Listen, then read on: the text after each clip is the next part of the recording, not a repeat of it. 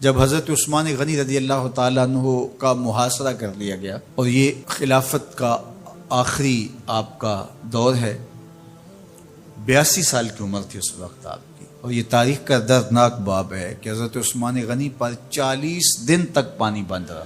وہ ایک منصوبہ تھا، 3 لوگ 3 مختلف شہروں سے چلے، مصر سے، کوفے سے اور بصرے سے، 1,000 آدمی لے کر کے، اور مدینہ المنورہ میں پہنچ کر کے حضرت علی المرتضیٰ سے ملے، ام المومنین سیدہ عائشہ سے ملے، کبار اصحاب سے ملے۔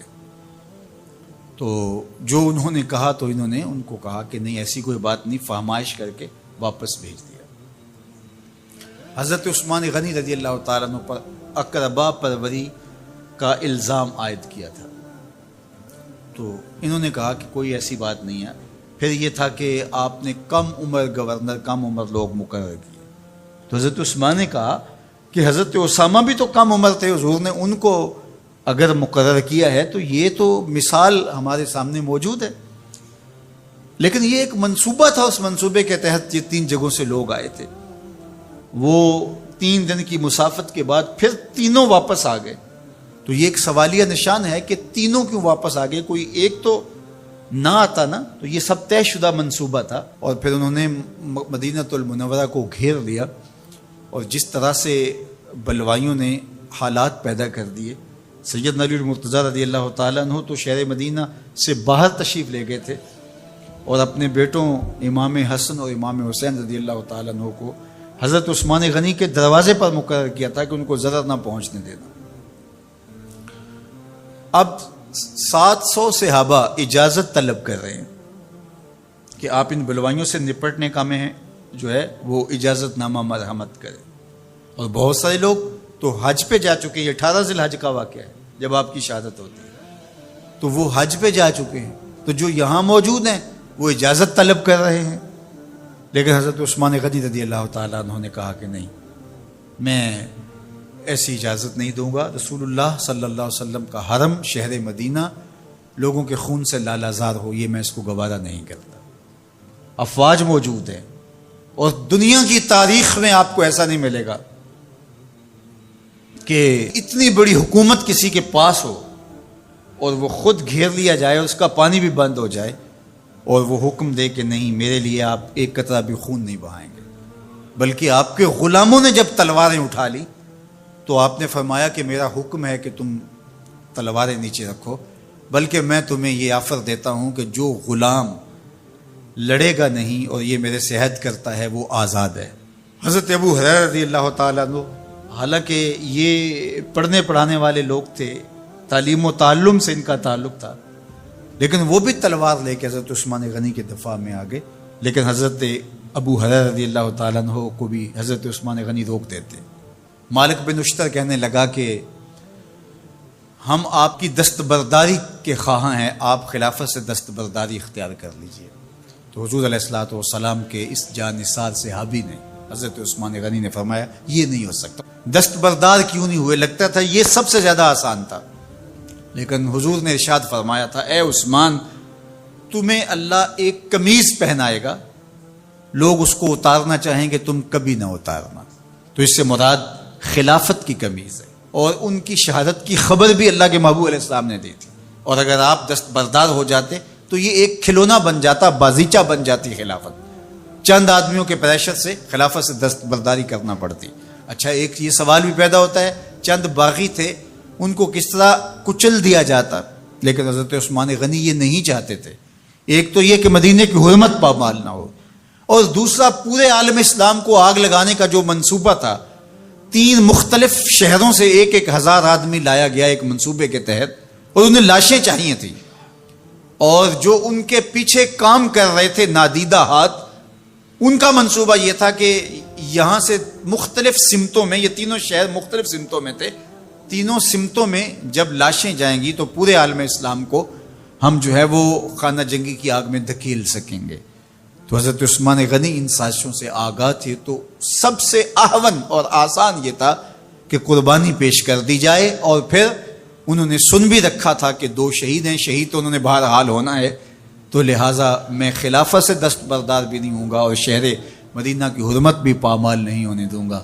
اور تیسری بات یہ ہے کہ میں خود مظلوم شہید کر دیا جاؤں، تو وہ آپ نے یہ گوارا کر لیا۔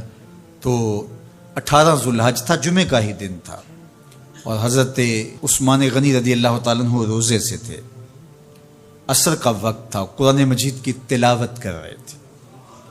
حضرت امام حسن، امام حسین اور حضرت عبداللہ بن زبیر اور دیگر لوگ آپ کے دروازے پہ پہرا دے رہے تھے، لیکن باغی پچھلے گھر سے دیوار پھلانگ کے آپ کے گھر میں داخل ہوئے اور تلوار سے وار کیا۔ آپ کی زوجہ حضرت نائلہ آگے بڑھی اور ہاتھ سے روکنا چاہا، آپ کی انگلیاں کٹ گئیں۔ پھر دوسرا وار کیا تو حضرت عثمان غنی رضی اللہ تعالیٰ عنہ کا دایاں ہاتھ کٹ کے گر گیا۔ حضرت عثمان غنی رضی اللہ تعالیٰ عنہ نے افسوس کیا اور کہا کہ تم نے وہ ہاتھ کاٹ دیا جس سے میں وحی کی کتابت کیا کرتا تھا۔ پھر اس کے بعد آپ پر 9 وار کیے گئے اور آپ کو شہید کر دیا گیا، اور آپ کا خون قرآن مجید پڑھتے ہوئے اس آیت پہ گرا، فَسَيَكْفِيكَهُمُ اللَّهُ وَهُوَ السَّمِيعُ الْعَلِيمُ۔ تو حضرت عثمان غنی رضی اللہ تعالیٰ عنہ مظلوم شہید کیے گئے، بھوکے اور پیاسے شہید کیے گئے، ظلمن شہید کیے گئے۔ حضرت عبداللہ بن عمر رضی اللہ تعالیٰ عنہ فرماتے ہیں کہ حضور فتنوں کا ذکر کر رہے تھے کہ فتنے ہوں گے، بہت بڑے فتنے ہوں گے۔ تو ایک شخص نے چادر اوڑھی ہوئی تھی اور وہ مجلس واعظ کے قریب سے گزرا جہاں حضور کچھ ارشاد فرما رہے تھے، تو آقا کریم نے اشارہ کر کے کہا اس دن یہ شخص حق پہ ہوگا۔ عبداللہ بن عمر کہتے ہیں کہ میں اٹھا اور جا کے دیکھا تو وہ حضرت عثمان تھے۔ تو میں نے حضرت عثمان کے چہرے کو پکڑ کے تھوڑا سا حضور کی جانب کیا اور میں نے کہا حاضہ حضور، یہ اللہ کے محبوب فرمایا ہاں یہی، جب فتنے ہوں گے تو فرمایا یہ حق پہ ہوگا۔ تو حضرت عثمان غنی رضی اللہ تعالیٰ عنہ حق کی راہوں کے مسافر، جنہیں حضور کی زبان سے شہید کہا گیا، اور شہید کسی کا انجام ہوتا ہے، تو حضور نے فرمایا یہ شہید ہوگا۔ شہید وہی ہوتا ہے جو بحالت ایمان اس دنیا سے راہ خدا میں اپنی جان قربان کرے۔ فرمایا فَإِنَّمَا عَلَيْكَ نَبِيٌّ وَصِدِّيقٌ وَشَهِيدَانِ، اے پہاڑ رک جا، تو جانتا نہیں تیرے اوپر اللہ کا ایک نبی ہے، ایک صدیق ہے اور 2 شہید ہیں۔ تو حضرت عثمان غنی رضی اللہ تعالیٰ عنہ عظمتوں کے مینار، اللہ اکبر۔ تو یہ حضرت عثمان غنی رضی اللہ تعالیٰ عنہ کا یہ کارنامہ تھا کہ آپ نے اپنی جان پیش کر کے امت کو جو ہے وہ فتنوں سے محفوظ کر لیا اور امت کو بچا لیا۔ حضرت عثمان غنی رضی اللہ تعالیٰ عنہ پہ کروڑوں رحمتیں، کروڑوں سلام۔ ہم آپ کی عظمت کو سلام پیش کرتے ہیں، عقیدتوں کا خراج پیش کرتے ہیں۔ حضور کی خدمت میں ایک جنازہ لایا گیا اور حضور سے عرض کی گئی حضور اس شخص کا جنازہ پڑھا دیجئے، تو حضور نے انکار کر دیا، کہا میں جنازہ نہیں پڑھاؤں گا۔ تو صحابہ نے عرض کیا یا رسول اللہ، کبھی ماضی میں ایسا نہیں ہوا، جب بھی کوئی جنازہ لایا جاتا ہے تو آپ جنازہ پڑھا دیتے ہیں اور آپ نے آج انکار کر دیا ہے۔ تو فرمایا یہ شخص میرے عثمان سے بغض رکھتا تھا اور اس کو اللہ نے بھی اپنی رحمتوں سے محروم کر دیا ہے۔ حضور نے اس شخص کا جنازہ نہیں پڑھایا جو مبغض عثمان غنی رضی اللہ تعالی عنہ۔ تو اب آپ اندازہ کیجئے وہ کتنا بدبخت شخص ہے جو حضرت عثمان سے بغض اور دشمنی رکھتا ہے۔ حضرت عثمان غنی رضی اللہ تعالی عنہ سے اللہ کے محبوب علیہ السلام نے کتنی خوبصورت ارشاد فرمائی، میں اس سے حیا کیوں نہ کروں جس سے اللہ کے فرشتے بھی حیا کرتے ہیں۔ یعنی عثمان غنی وہ ہیں جس سے اللہ کے فرشتے بھی حیا کرتے ہیں، اور جو عثمان غنی کا حیا نہیں کرتا اس سے بڑا بے حیا کون ہو سکتا ہے۔ حاکم نے مستدرک کے اندر روایت ذکر کی ہے کہ بہت سارے صحابہ حضور کی بہت ساری خوبیوں کے مظہر تھے، اور سب سے زیادہ حضور کے خلق کے مشابہ حضرت عثمان غنی رضی اللہ تعالیٰ، اور خلق میں سب سے اونچا درجہ حیا کا ہوتا ہے۔ تو حضرت عثمان غنی رضی اللہ تعالیٰ عنہ حیا کے اس مقام پہ فائز المرام تھے جو انہی کا مقصوم تھا۔ اللہ ہمیں حضور کے اہل بیت، حضور کے اصحاب، بلکہ حضور کے در کی مٹی کی تعظیم بھی نصیب کرے۔ اقبال نے کہا تھا خاک طیبہ از دو عالم خوش ترست، آن خنک شہرے کے آنجا دل برست۔ ہمیں تو طیبہ کی مٹی بھی اچھی لگتی ہے اس لیے کہ وہاں محبوب جو رہتے ہیں۔ تو محبت تو اس چیز کی متقاضی ہوتی ہے، محبوب کی راہوں کو بھی سلامی پیش کی جائے۔ تو جو حضور علیہ السلام کے ساتھ منسوب اتنی وقی نسبتیں ہیں ان کا احترام کیوں نہیں کریں گے؟ تو حضرت عثمان غنی تو داماد رسول ہیں، حضرت عثمان غنی تو ذو النورین ہیں، حضرت عثمان غنی تو حضور علیہ الصلوۃ والسلام کے محبوب اور حضور علیہ الصلوۃ والسلام کے پیارے ہیں، ان کو جنت کی بشارت دی گئی ہے، عشرہ مبشرہ میں سے ہیں، 4 جلیل القدر خلفاء میں ان کا نام شامل ہے، اور پھر حضور کی 2 صاحبزادیاں ان کے نکاح میں آقا کریم نے ان کو شہید خود قرار دیا، اور میرے اور آپ کے آقا و مولا نے کہا آج کے بعد کوئی عمل عثمان کو نقصان نہیں دے گا، اور کہا عثمان سے میں حیا کیوں نہ کروں، اس سے اللہ کے فرشتے بھی حیا کر۔ وہ کتنا دل گداز لمحہ ہے، قرآن نے اس منظر کو بیان کیا کہ جب حضرت خلیل اللہ نے خواب دیکھا، اپنے بیٹے کو ساتھ لے کر کے وادی منع میں پہنچتے ہیں، اور جو ارادہ تھا، عزم مصمم تھا، اس کا اظہار اپنے بیٹے کے سامنے کیا تاکہ اس نیکی میں بطیب خاطر یہ بھی شامل ہو جائے۔ قرآن نے اس کو بیان کیا ہے۔ ایسی انوکھی کہانی آپ کو کہیں نہیں ملے گی، ایسی سچی کہانی اور عظیمت کی دل آویز داستان کہ باپ اور بیٹا دونوں بیٹھ کے گفتگو کر رہے ہیں۔ کیا گفتگو ہے؟ باپ کہہ رہا ہے کہ یا بنیا، اے میرے بیٹے۔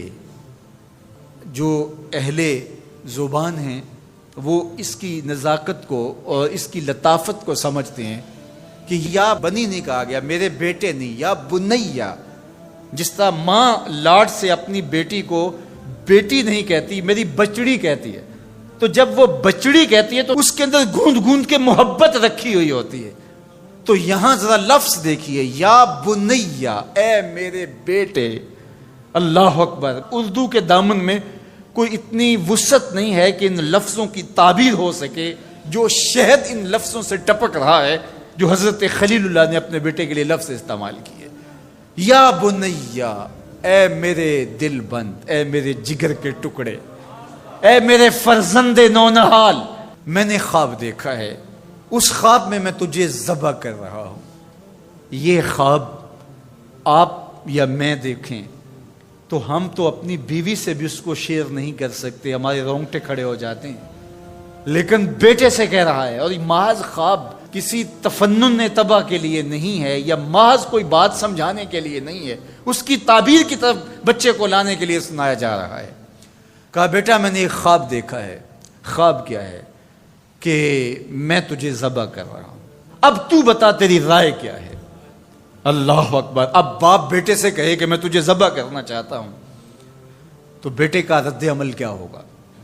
کوئی بھی تصور اپنے بیٹے کو کر کے سوچے کیا رد عمل ہوگا؟ اس کی آنکھیں پھٹی کی پھٹی رہ جائیں گی، وہ باپ کے ہوش و حواس پہ شک کرنے لگ جائے گا، کہے گا کیا بول رہے ہو، ہوش ٹھکانے ہیں؟ باپ ہو، سفاک ہو، کیا لہجہ ہے تمہارا، مجھے ذبح کرو گے؟ لیکن یہ فیضان نظر تھا یا کہ مکتب کی کرامت تھی؟ سکھائے کس نے اسماعیل کو آداب فرزندی؟ اقبال پوچھتے ہیں کیا تھا جس نے اسماعیل علیہ السلام کو آداب فرزندی سکھائے؟ وہ مکتب کی کرامت بھی تھی اور وہ فیضان نظر بھی تھا۔ فیضان نظر باپ کا تھا اور پہلا مکتب ماں تھی۔ سیدہ ہاجرہ نے سکھایا تھا باپ کی بات کیسے مانی جاتی۔ جو مائیں بیٹوں کو، بیٹیوں کو باپ کی اطاعت سکھاتی ہیں وہ مائیں اپنی اولاد کو فرما بردار پاتی ہیں۔ ماں کے ہاتھ میں اولاد کی تربیت کا جوہر ہوتا ہے۔ یہ سیدہ ہاجرہ کی تربیت بول رہی ہے جب باپ نے کہا بیٹے میں تجھ کو ذبح کرنا چاہ رہا ہوں، کتنی بڑی بات ہے، آنکھیں پھٹی کی پھٹی رہ جاتی۔ یہاں بیٹا کوئی جواب نہ دیتا، اس سکتے کے عالم میں گردن جھکا دیتا۔ مکمل اطاعت کہلاتی، انقیاد امر کہلاتا، امتثال حکم کہلاتا۔ باپ کہتا میں تجھے ذبح کرنا چاہتا ہوں، بیٹا خاموش ہو جاتا۔ السکوت من الرضا، لمحے حساس ہوں تو خاموشی بھی رضا مان لی گئی تو بیٹا صرف خاموش ہو جاتا، سر جھکا لیتا، یہ کافی تھا۔ انقیاد امر تھا، حکم کی تعمیل تھی، امتثال امر تھا۔ لیکن بیٹا کیا کہتا ہے؟ یا ابت افعل ما تؤمر، ابا جی جو کرنا ہے کر گزریے۔ باپ نے جو پوچھا تھا وہ ذبح کے حوالے سے پوچھا تھا، تو ذبح کا جواب ذبح سے مکمل امتثال امر ہے۔ لیکن بیٹا 2 قدم آگے بڑھ کے کہتا ہے یا ابت، اے میرے پیارے باپ۔ اب اس میں بھی بیٹے کا لہجہ تبدیل نہیں ہوتا۔ جب باپ ذبح کرنے کا کہہ رہا ہو اس وقت میرے ابو کہنا یہ امتثال امر کی انتہا ہے۔ اور آگے کیا کہا؟ افعل، کر گزریے. یہاں یہ نہیں کہا ذبح کیجئے. باپ نے کہا ذبح کرنا چاہتا ہوں، لیکن ذبح کے جواب میں ذبح نہیں آیا. ذرا دل تھام کے بیٹھیے. کتنا امتثال امر اور مکتب کی کرامت کا کیسے ظہور ہوتا ہے. یا ابا تفعل ما تؤمر، اے ابو ذبح کیا، جو بھی کرنا ہے کر گزریے. ما میں عموم ہے، عموم. ما تؤمر، جو بھی حکم ہے. ذبح کیا ہے؟ جو بھی کرنا ہے کر گزریے. رہی بات میری تو یہ کام چھوٹا تو نہیں. ستجدنی انشاءاللہ من الصابرین. آپ دیکھیں گے میں صبر کر کے دکھاؤں، میں صبر کر کے دکھاؤں گا، تڑپوں گا بھی نہیں. اب یہ منظر قرآن نے بیان کیا. فلما اسلما، جب دونوں نے طے کر لیا. کیا طے ہوا؟ فلاں نمبر کی گاڑی خرید لے نہیں، فلاں پلاٹ خرید لے نہیں، فلاں پلازا لے لے نہیں. باپ اور بیٹے کی وادی منع میں بات کیا ہوتی ہے؟ باپ کہتا ہے میں تجھے ذبح کرنا چاہ رہا ہوں، بیٹا کہتا ہے میں ہونے کے لیے تیار ہوں. آپ دیکھیں گے کہ میں جنبش نہیں کروں گا. اب قرآن نے یہاں جو لفظ استعمال کیے، ذرا لفظوں پہ فلما اسلما، یہیں سے اسلام ہے. اسلام یہ ہے یار کے آگے سر تسلیم خم کر دینا. من مانی کا نام اسلام نہیں ہے، اللہ رسول کی اطاعت کا نام ہے. فلما اسلما، جب دونوں نے اس بات کو طے کر لیا، دونوں راضی ہو گئے. باپ ذبح کرنے پہ راضی ہے، بیٹا ذبح ہونے پہ راضی ہے. وَتَلَّهُ لِلْجَبِينِ، اور باپ نے بیٹے کو پیشانی کے بل لٹا لیا، ہاتھ میں چھری پکڑی ہے. بوڑھا باپ اپنے نونہال بیٹے کو ذبح کرنے پہ آمادہ ہے، جس کا کوئی قصور نہیں ہے، جس کو اللہ سے دعائیں مانگ مانگ کے لیا تھا. اللہ اکبر. کارکنان قضاء و قدر دم بخود ہیں. آسمان بھی سوگ کی چادر اوڑے ہوئے، وادی منع تھر تھر کانپ رہی ہے. رضوان جنت اور حوریں سسک رہے ہیں، مالک قیامت آنے والی ہے. کہا تم بھی کہتے تھے خلیفہ ہمیں بناؤ، ذرا میرے بندے کا انداز عبادت بھی دیکھو، میرے بندے کی بانکی ادا بھی دیکھو، میرے حکم پر اس کی تعمیل دیکھو. اللہ اکبر. حضرت خلیل اپنے بیٹے کو لٹا کے ہاتھ میں چھری پکڑے، بیٹے کو ذبح کرنے کے لیے آگے بڑھتے ہیں. ہاتھ میں چھری لیے ہے اور گردن پہ رکھتے ہیں، اور پوری قوت کے ساتھ چھری کو گردن پہ پھیر دیتے ہیں، لیکن ایک بال بھی نہیں کٹتا. اس کا یہ مطلب ہی کہ چھری نے اب کام نہیں کیا، میں کیا کروں. کہا شاید میرے دل میں کوئی ایسی بات آ گئی جس سے چھری کو روک دیا گیا. جلدی سے چھری کو پاس پڑی لکڑی یا پتھر پہ مارا. لما تقطعی یا سکین، اے چھری کاٹتی نہیں ہے. آواز آئی الخلیل یامرنی والجلیل ینہانی. خلیل کاٹنے کا کہتا ہے، جلیل کہتا ہے خبردار ایک بال بھی کاٹا. پھر تیز کرتے ہیں اور دوبارہ چھری گردن پہ رکھتے ہیں. اللہ اکبر. گلا کٹ جاتا ہے، خون بہنے لگتا ہے. حضرت خلیل خوش ہو جاتے ہیں، آنکھوں سے پٹی کھول دیتے ہیں. لیکن منظر کیا دیکھتے ہیں کہ جس کو ذبح کیا وہ بیٹا نہیں، وہ تو دمبا ہے. اور حضرت اسماعیل پاس کھڑے مسکرا رہے ہیں. بے ساختہ زبان سے نکلا اللہ اکبر. حضرت اسماعیل بولے لا الہ الا اللہ واللہ اکبر. جبریل امین جو دمبا لے کے آئے تھے وہ بھی پاس کھڑے اور مسکرا رہے تھے، بولے اللہ اکبر وللہ الحمد. اب ابراہیم علیہ السلام کی سرشاری کا عالم، جبریل امین موجود ہیں اور دمبا پڑا ہوا ہے. اب ظاہر ہے بات سیدھی سیدھی ہے کہ اللہ کے حکم سے سب کچھ ہوا. حضرت ابراہیم علیہ السلام کے قلب اطہر کو تسلی ہو گئی. لیکن عین اس موقع پر وحی کی چمک سے منع کی وادی روشن ہو گئی اور وحی نازل ہوتی ہے اور آواز آتی ہے وَنَادَيْنَاهُ أَن يَا إِبْرَاهِيمُ قَدْ صَدَّقْتَ الرُّؤْيَا إِنَّا كَذَلِكَ نَجْزِي الْمُحْسِنِينَ. عین اس موقع پہ ہم نے بھی آواز دی ابراہیم بس بس تو نے واقعی خواب پورا کر دکھایا. ہم نے تیری سنت کو قیامت تک باقی رکھا اور اس تیری نشانی مٹنے نہیں پائے گی. صدیاں بیتنے کے بعد آج بھی منع کی قربان گاہ سے لے کر دنیا کے آخری کونے تک سنت ابراہیمی کو زندہ کیا جاتا ہے. اللہ اکبر. کتنا جگرا تھا اس باپ کا اللہ کی رضا کے لیے. خلت کے تاج یوں نہیں ملتے، عظمتوں کی معراج یوں نصیب نہیں ہوتی. باپ بیٹے کو ذبح کرنے کے لیے آمادہ ہو جاتا ہے. ہمارے ایک بزرگ کہا کرتے تھے بیٹے ہر بندے کا کوئی نہ کوئی اسماعیل ہوتا ہے، جب تک وہ اپنے اسماعیل کی گردن پہ چھری نہیں رکھتا اللہ کی دوستی نصیب نہیں ہوتی. اپنی خواہشات کی گردن پہ، اپنی آرزوؤں کی گردن پہ چھری پھیرو اللہ کے لیے محبوب سے محبوب چیز قربان کرنے کے لیے آمادہ ہو جاؤ، پھر تمہیں وہ اپنی قربتوں سے مالا مال کرے گا۔ کوئی بھی اتنی جلد معاف نہیں کرتا، ماں بھی اتنی جلد اپنی اولاد کو معاف نہیں کرتی جتنی جلد بندوں کو اللہ معاف فرماتا ہے، بلکہ جو صغائر ہیں وہ تو بغیر توبہ کے ہی معاف ہوتے رہتے ہیں۔ فرمایا کہ جب تم وضو کرتے ہو تو اعضائے وضو کے گناہ جھڑ جاتے ہیں وضو سے، اور ہمیں پتہ بھی نہیں ہوتا۔ بہت سارے صغیرہ گناہ ایسے بھی ہیں کہ ہم ان صغائر کا ادراک بھی نہیں کر پاتے، لیکن وہ ہمارے سے جڑے ہوئے ہوتے ہیں، اور اسی طرح جب وہ ہمارے سے جھڑتے ہیں تو ہمیں ادراک بھی نہیں ہوتا کہ وہ ہمارے ساتھ جڑے تھے اور ہمارے سے دور بھی ہو گئے اور ہمیں پاک صاف کر دیا گیا۔ ایک نماز سے دوسری نماز تک کا وقت درمیان کے اندر ہونے والے گناہوں کا کفارہ ہے۔ ایک جمعہ دوسرے جمعے تک، ایک رمضان دوسرے رمضان تک گناہوں کا کفارہ ہے۔ تو یہ اللہ کی کرم نوازیوں کے رنگ، بلکہ فرمایا ہم نے تم کو جو بڑے گناہوں سے منع کر رکھا ہے، اگر تم ان گناہوں سے اپنے آپ کو بچا لو تو ہم اس کے صلے کے اندر تمہارے چھوٹے گناہ ویسے ہی معاف کر دیں۔ ایک تو ہے کہ تم وضو کرو گے تو جھڑیں گے، ایک تو یہ ہے کہ تم کچھ اعمال کرو گے تو اس کی برکت سے یہ گناہ ساتھ جھڑ جائیں گے، لیکن اگر تم بڑے گناہوں سے بچتے رہو گے تو ہم تمہاری اس بات کا اعزاز تمہیں دیتے ہوئے کہ تمہیں اللہ کے حکم کا پاس ہے اور تم بڑے گناہوں سے بچ رہے ہو، اور جو چھوٹے گناہ تم سے سرزد ہو گئے ہم اس بڑے گناہ سے بچنے کی وجہ سے وہ ویسے ہی تمہارے سے ہٹا دیں گے، تمہیں صاف کر دیں گے اس کے ساتھ۔ یہ کتنی کرم نوازیاں ہیں۔ اور اگر تم نیکیاں کرتے ہو تو نیکی بھی تمہارے گناہ کو مٹا دیتی ہے۔ اللہ کے محبوب علیہ السلام نے جو 3 وصیتیں کی تھی تو ان میں سے ایک وصیت یہ تھی کہ گناہ تم سے سرزد ہو جائے تو اس کے بعد تم نیکی کرو، کیوں؟ تم ہوہا، جو نیکی ہے وہ گناہ کو مٹا ڈالے گی۔ یہ کیسا اس کا الوہی انتظام ہے کہ ہمارے گناہوں کو مٹانے کے لیے کتنے سامان رکھیں۔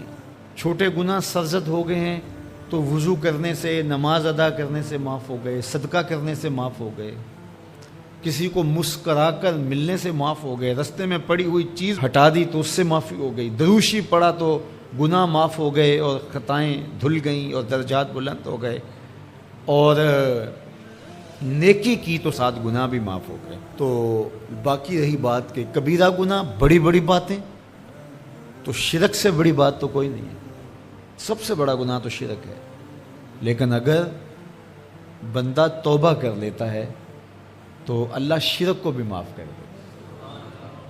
ایمان شرک سے برات کا اظہار ہے تو شرک بھی معاف ہو گیا، ورنہ شرک معاف نہیں، اور باقی کبائر بھی توبہ سے، رجوع اللہ سے معاف ہو جاتی ہیں۔ یہ کتنی اس کی کرم نوازیوں کے رنگ ہیں کہ اس کے حضور جب آپ آ جائیں اور اپنی معذرت پیش کر دیں تو وہ بندے کو شرمندہ نہیں کرتا کہ تم نے یہ کیا۔ جب بندہ کوئی جرم کر بیٹھتا ہے، کسی سے زیادتی کر بیٹھتا ہے اور حقیقی زیادتی ہوتی ہے، تو پھر اس کے پاس جاتے ہوئے ڈرتا ہے کہ اس کا رد عمل کیا ہوگا، میں نے یہ زیادتی کی، واقعتاً زیادتی کی۔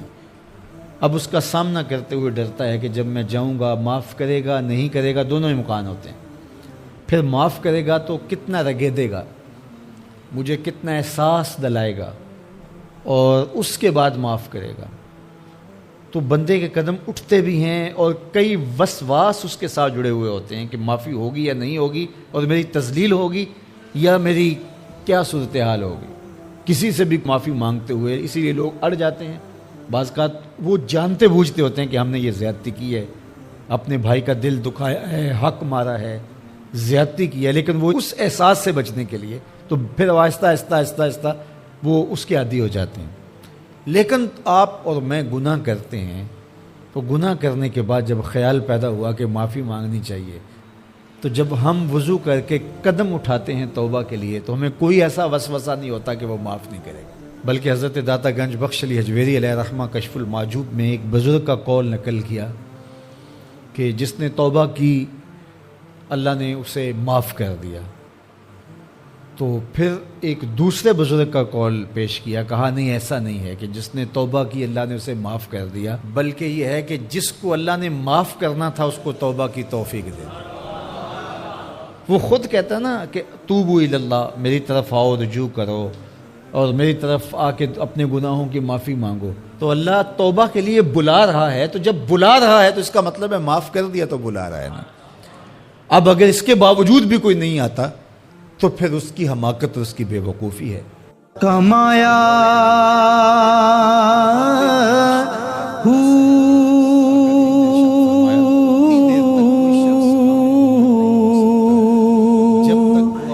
نام بھج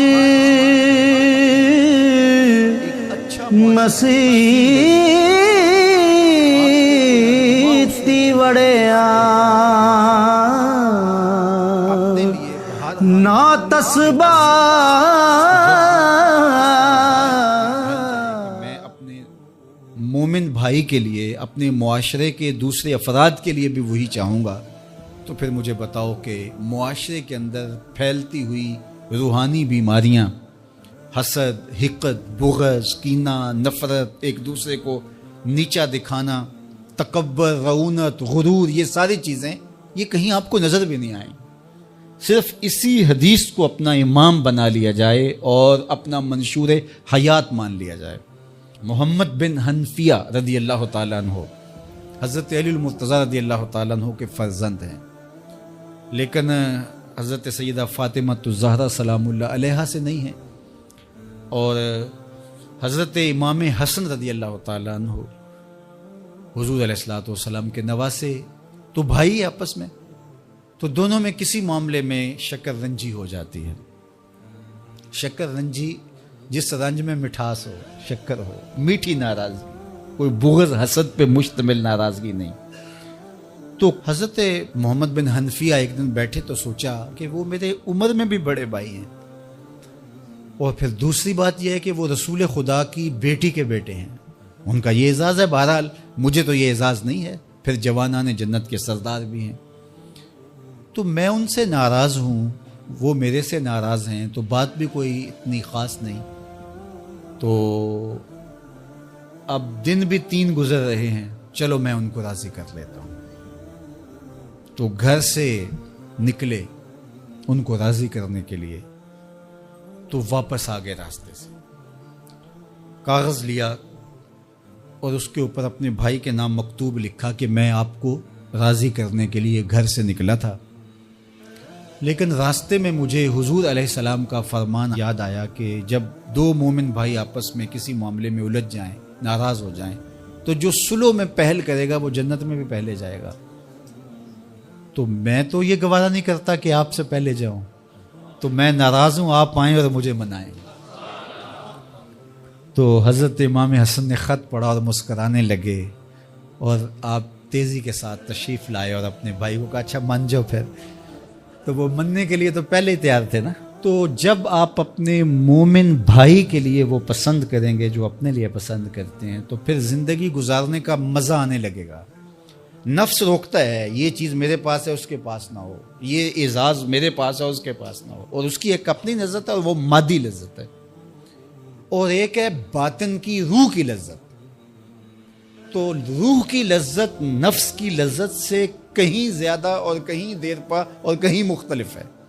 اس لیے جب آپ قربانی دیتے ہیں، ایثار کرتے ہیں یا کسی کو ترجیح دیتے ہیں، تو اس کی جو روحانی لذت ہے، آپ کو بھوک لگی ہوئی ہے تو آپ کو 1 روٹی مل گئی ہے، تو آپ کو ایک ایسا شخص نظر آیا جو آپ سے بھی زیادہ بھوکا ہے، اور آپ کسی نمائش کے لیے نہیں، محض اللہ کے رضا کے لیے اس کو روٹی دے کر کے دیکھیں، خود بھوک کاٹ کے دیکھیں، وہ مرغن کھانوں میں سرور نہیں آئے گا جو اس بھوک میں لطف آپ کو آئے گا۔ تو حضور علیہ السلام کا یہ فرمان اپنے عمل کا حصہ بنا لیں، اور اپنے بھائیوں سے، جو خونی رشتے سے جڑے ہوئے بھائی ہیں، وہاں سے شروع ہو کر کے پورے معاشرے کے اندر اس کا عملی نفاذ کریں۔ آپ کو اتنا سرور آئے گا اور باطن میں اتنا نور آئے گا، اور اس قدر معاشرے میں خوبصورتی کی بنیاد پڑے گی۔ اور اگر ہم آج اس حدیث کو اپنے لیے خضر راہ بنا لیں تو یہ اس پہ عمل کرنا کوئی مشکل نہیں ہے۔ یہ آپ ابھی سے جب اٹھیں گے تو اپنے ساتھ والے کو ترجیح دے دیں گے کہ پہلے یہ گزر جائے، تو ابھی سے شروع ہو جائے گا یہ کام۔ تو یہ آپ گھر میں اپنے بچوں کے ساتھ، اپنی بیوی کے ساتھ، روزمرہ کی زندگی میں جہاں ملازمت کر رہے ہیں، کاروبار کر رہے ہیں، جن دوستوں کے ساتھ کھیل رہے ہیں حتیٰ کہ، تو یہ وہ چیز ہے کہ اس کا آغاز عمل سے پہلے سوچوں سے شروع ہو جاتا ہے کہ آپ کسی کے لیے اچھا سوچنا شروع کرتے ہیں. جو اپنے لیے سوچتے ہیں وہ اپنے بھائی کے لیے بھی سوچیں. ہمارے بزرگ فرمایا کرتے تھے کہ کسی کے ساتھ دوستی کا ایک حق یہ بھی ہے کہ اس کی آخرت کے لیے سوچا جائے کہ یہ میرا دوست ہے تو دنیا میں میرے ساتھ ہے تو حشر میں بھی جنت میں میرے ساتھ ہو. تو اس کی ہدایت کے لیے اگر نماز نہیں پڑھتا تو اس کو نماز کی طرف لے کر آئیں. اگر اس کے معاملات کے اندر خرابیاں ہیں تو ان کو دور کرنے کی کوشش کریں اور اس کو آہستہ آہستہ اچھائی کا خوگر بنا لیں. کہ اے تن رب دا سچا حجرا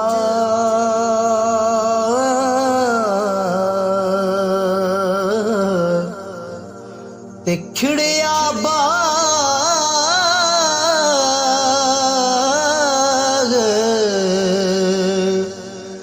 بہاراں